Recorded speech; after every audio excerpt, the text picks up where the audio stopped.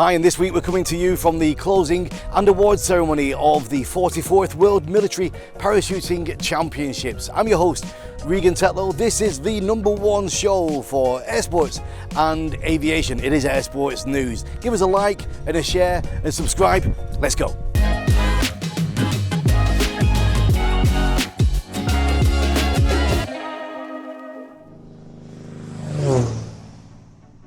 So the CISM Championships here in Doha was a great result for the German team, who retained their title as overall champion, which they have from 2 years ago in China. The next CISM Championships will be held in Austria 6 months from now.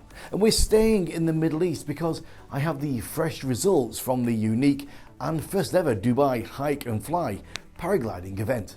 Last task took off on the 28th of November nearby the tallest United Arab Emirates peak called Jabal Jais. Earlier paragliders have had huge distances also, and to run and starting places for flying sections were situated in difficult areas with fences and rocks around. Anyway, most of the pilots were extremely lucky to try their first ever launches from the top of the skyscraper a few days earlier. It was extremely difficult, a lot of turbulence, but a lot of fun as well. So let's count the top 5 of this event. 5th place goes to Stanislav Meyer, 4th to Michael Sigel. The lowest stage of the podium goes to Sepp Iniger, and the 2nd place to Tommy Frederick. And the first ever Dubai Hike and Fly champion is Tanguy Renault. Good. Congratulations to all of you. There's much more yet to come here in the world of air sports here in the Middle East. That's why I'm staying here a little bit longer, mainly because of the next huge event here in Qatar, which will be the Qatar Balloon Festival. From the 9th of December for 10 days, the second edition of this interesting event will take place at Aspire Park. The 10-day festival will feature hot air balloons with 38 of them participating from around the world. Organisers here have scheduled sunrise launches, tethered flights and the famous night glows, and lots of entertainment on the ground as well. So we have a few more days before the beginning of the start of this event, and event organisers Asfari have pilots flying here all winter, and I had the privilege to fly with them over the city of Doha and the deserts of Qatar. My first special guests are British pilots Ed Chapman and Peter Gregory from Asfari, and I bring you a fresh report from the sky at sunrise. Very good morning. It's just before sunrise, just on the outskirts of Doha, and last night as I got back to the hotel I received a message asking if I would like a sunrise balloon flight by the same company that's going to be operating the Qatar Balloon Festival, which starts on the 9th of December, which I'm going to be covering. So here we are, it's inflation time right now, and let's go fly. Well, we've just taken off from next to Graffa Stadium. I believe this is Captain Ed this morning. Morning. Morning, Captain Ed. I'm another pilot from the UK along with Ed. Just coming out here. I'm going to be starting to fly these balloons for the season. Fantastic. So looking forward to that. Yeah. Have you done commercial flying like I've had my commercial licence for nearly 4 years now. Fly a lot in the UK around Bristol, Bath area. I'm a 3rd generation pilot, so my grandfather was a pilot, my dad's a pilot. So I had my first flight when I was 3 years old. I got my licence on my 17th birthday, so I've been flying ever since then.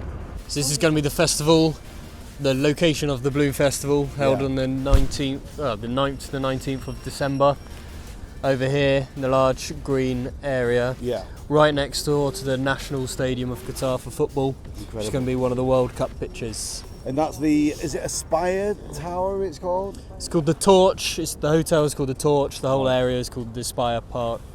I've been here now this is our 4th winter of operations, so we're doing a bit of line flying with Peter this morning, who I spoke to earlier, and because it's his first season out here, and he's getting to know the area.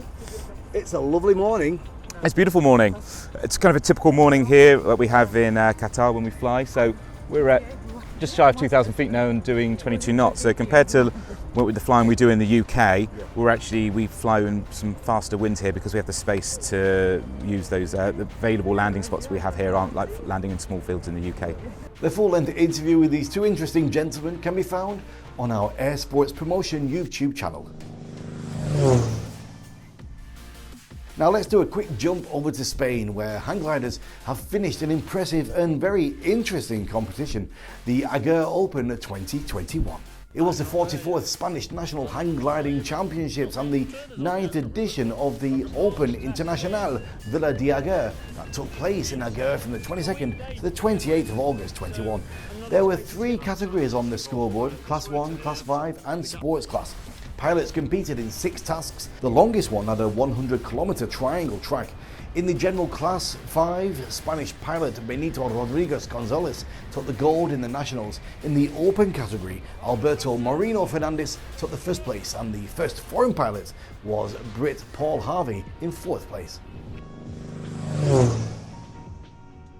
So week after week we have some great world and national records in skydiving. This time my good friend Maxine Tate made some huge high speed head down runs for a new world record. This US parachute team member crushed her speed rounds at the 21 USPA National Championships. Every score she put on the board was faster than the female speed world record she set in Russia. Her highest score being 459.9 kph, which is 285.27 miles per hour. What an incredible speed. What a feat, Maxine. Well done. Another world record? Well, here you go. Peter Saltzman, a base jumper and professional air sportsman, just broke a Guinness World Record by completing the first wingsuit flight powered completely by electricity. Working with the BMW i, Saltzman built a chest-mounted rig powered by electric motors. Impellers on the device can rotate at an impressive rate of 25,000 RPM. Saltzman jumped from a helicopter hovering just under 3,000 meters, and the wingsuit provided him the thrust to reach a top speed of 186 miles per hour, which is 299 kph. Considering that the conventional motors can only reach a third of these speeds, this is quite an achievement. This next gentleman was elected as the new president of the FAI for a 2-year term in December 2020. This British aviation enthusiast caught the bug for aviation when learning to fly helicopters in 1995. Since then, he's held positions in several air sports organisations, including chairman of the Royal Aero Club of the United Kingdom and of the Helicopter Club of Great Britain at the time of his election. He's also been very active within the FAI, namely the FAI Rotorcraft Commission and the FAI Air Sports General Commission since 2009. So let's catch up with David Monks. You know, for people who are watching, how do you compete in helicopters? What's it all about? So competing in a helicopter is a skills-based competition more than anything else. There's one navigation exercise which I sort of relate to a treasure hunt, really, but a treasure hunt under a bit of pressure. You know, there's a requirement to make a course in time and find objects on the ground. So that's a fairly easy thing to explain to people. And there are various disciplines along the line. So there's a bag drop where you drop things on targets. You have to get through timed gates. And eventually you have to put a skittle in a doghouse, we call it, which is, if you can imagine, a rooftop with a window in it. You've got to put a skittle on a rope through that hole. And that all sounds like great fun, and it really is, to be fair. But it does take a lot of practice and a lot of time to become proficient at it. So that's the element in the sport, I think. Each week we're reporting on more and more companies starting up with these automated drones, personal. We spoke with the Jetson company the other week. Things are changing fast, eh? Yeah, they are, and it is exciting, but a little bit worrying as well, particularly those that fly, because the airspace is vast. It really is vast. But unfortunately, too many aircraft all want to occupy the same part. Before we get to space is a long way, but the part that everybody wants to be in is from 500 feet to 3,000 feet, and that's light aircraft, helicopters, commercial helicopters, and now drones, which, of course, I appreciate they've got to happen, but it's how we manage it. Yeah, that's one of the things we were looking at one of the drone conferences a few years ago, is how you manage that space, that U space, we're calling it, that lower level. There's a lot of intelligent people spending a lot of time trying to plan it all out, right? Yeah, a lot of time. And yeah, they are intelligent people, but it's the coordinating, I think, is going to be the biggest concern here. Electronic conspicuity is the phrase of the moment, I think. Our conversation lasted more than 20 minutes, so if you're interested to hear other details from David, please check out our YouTube channel after the show and subscribe to it as well.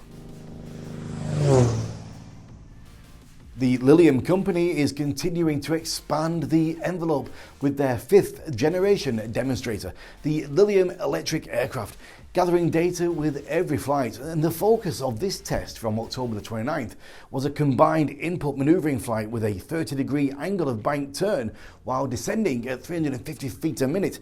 Take a look at just how it's flying.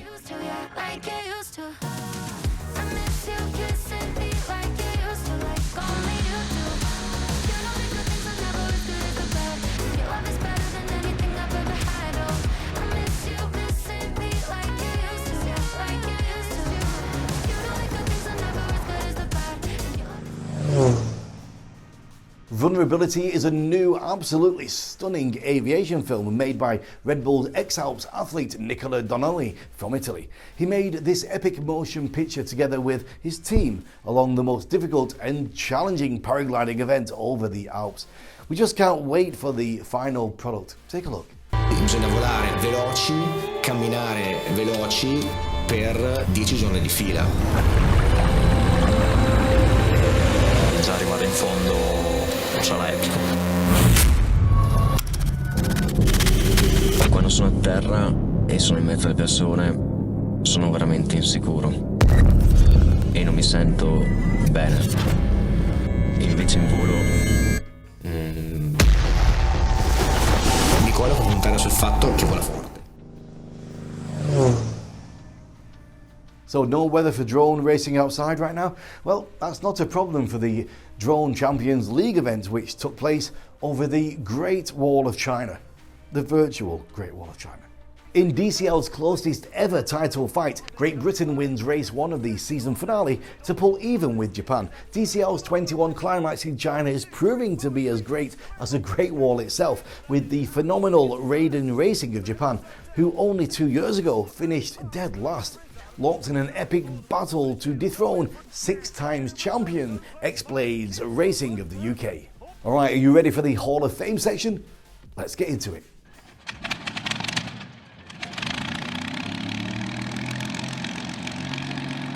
On the 24th of November 1969, the Apollo 12 command module Yankee Clipper, carrying astronauts Charles Conrad Jr., Richard Gordon Jr. and Alan Bean, landed in the Pacific Ocean approximately 500 miles east of American Samoa.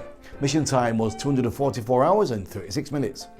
On the 25th of November 1920, Lieutenant Corliss Champion Moseley won the first Pulitzer Trophy race, flying an engineering division designed and built Viver-Packard R1 aircraft. The race, the first of a series, started at Mitchell Field, Long Island, New York, and the total length of the race was approximately 132 miles. On the 28th of November 1979, an Air New Zealand sightseeing flight to Antarctica departed Auckland Airport on the North Island of New Zealand. The flight was planned to proceed to the vicinity of McMurdo Station at the south end of Ross Island, off the continent of Antarctica, and then return to Christchurch International Airport. Unfortunately, the aircraft crashed on landing. 257 people on board were killed. That's it for this week, guys, here in Qatar. We'll see you back again next week. And keep in touch with us on all the usual channels. You can write to us on our email, you can subscribe, you can like and share if you want to see more of this content, and you can get in touch with me directly on Twitter. We'll be back next week. But before we go, we want to leave you with some incredible sunset magic from the Saddle Mountain Range and some beautiful video from Valerie Red. So stay safe and keep your eyes on the skies.